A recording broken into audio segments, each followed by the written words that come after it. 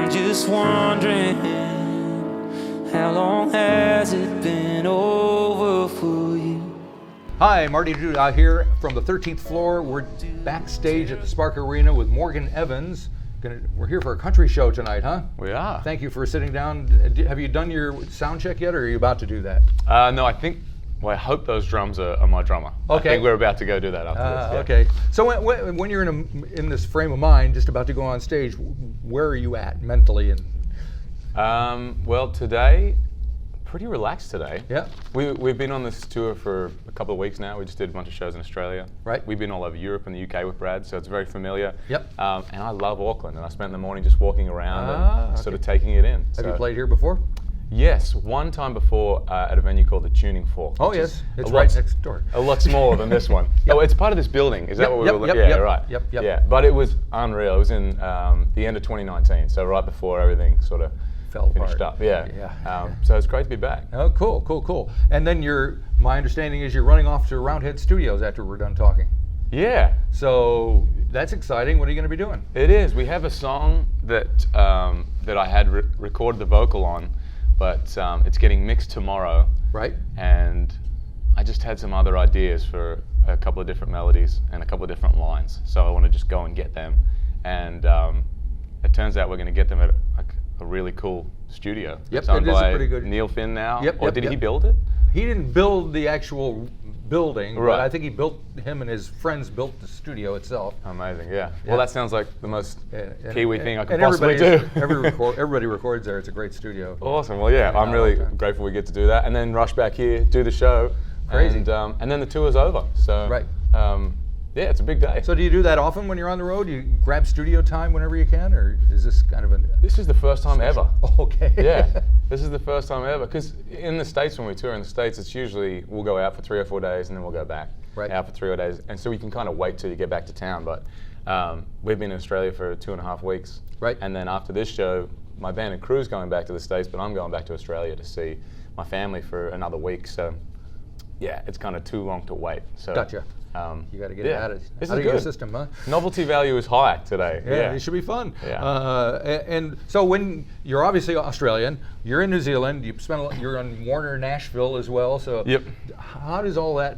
Do you have to adjust yourself and the way you present yourself and the way you think about your music, depending on where you are and who you're singing and playing for? No, not the music part, but I certainly like to absorb as much of the culture as I can from where we are. Actually, maybe you could help with this. I'll try. On the Australian shows, we have this section of the show where I kind of walk down to the end of the thrust and I play Waltzing Matilda, just the musical part, and then the crowd will sing it. Yep. What would be the equivalent Kiwi? Don't Dream It, or I Got You, Split Ends, something like that. Okay.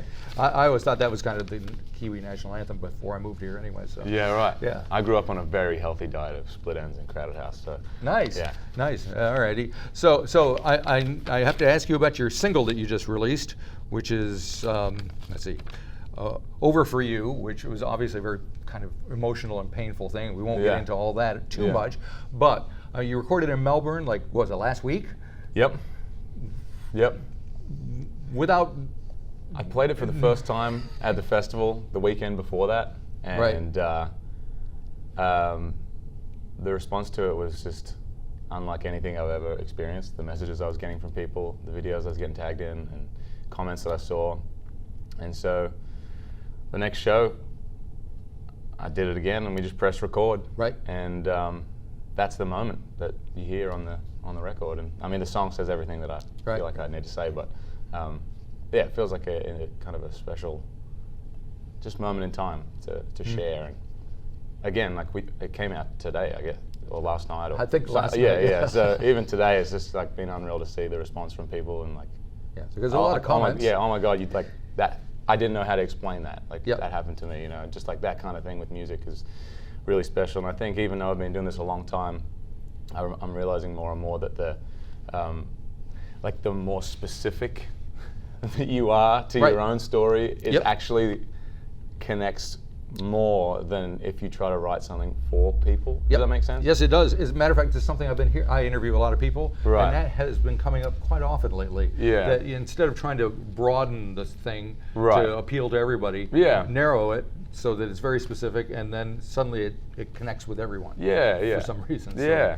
So That's been really nice to kind of see and experience, and it's out. It's out. So, do you see yourself performing that on a regular basis, or is it too difficult? It's definitely difficult, but it's difficult in a cathartic way. Right.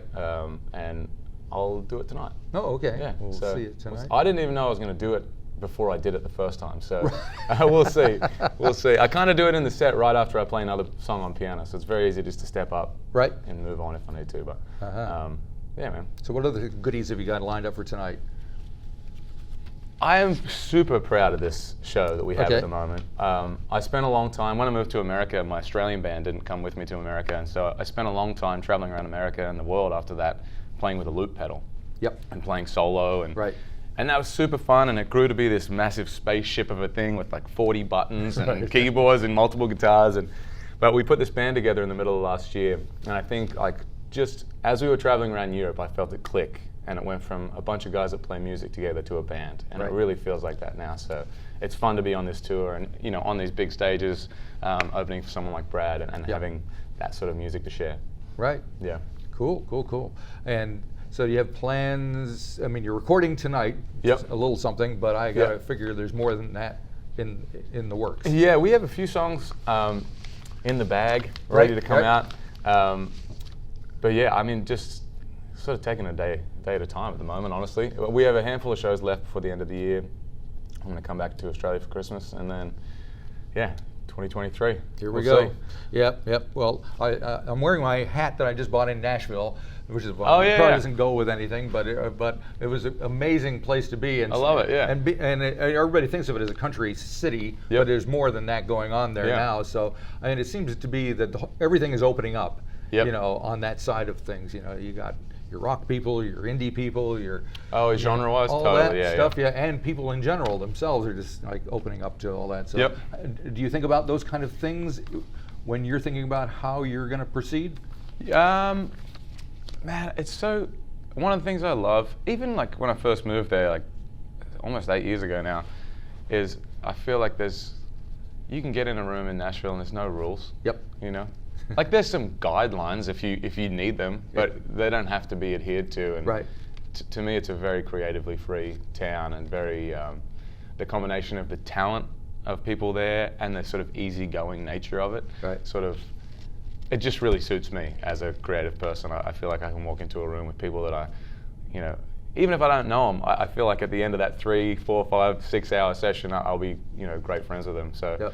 Yeah, it's a special town that way, and I feel like maybe people leave their egos behind a lot there too. They go into a studio and just want to make something great together. Cool. And that's my favorite thing about it. Even last week we were recording this song, and we recorded like a demo of it, which is becoming the record. And I'm going to go finish it this afternoon. But we put a band on it the other night, and we had the producer that I wrote it with in LA, and then the producer that was recording the band in Nashville. And me in my bed in my hotel room in Sydney at 3 a.m. With my headphones on, like just on the call, listening to this band go down.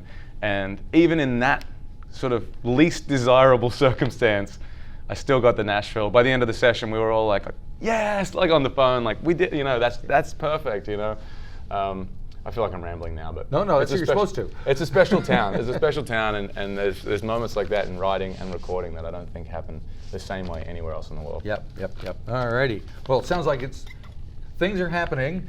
You're going through a rough patch, I know, but that you'll just have to work with that as well, and it's all grist for the mill at some point, right? One day at a time. Yeah. So good luck with everything. Thanks for spending time talking to me. Thanks, Marty. Looking forward to the show tonight. Cheers, mate. Bye.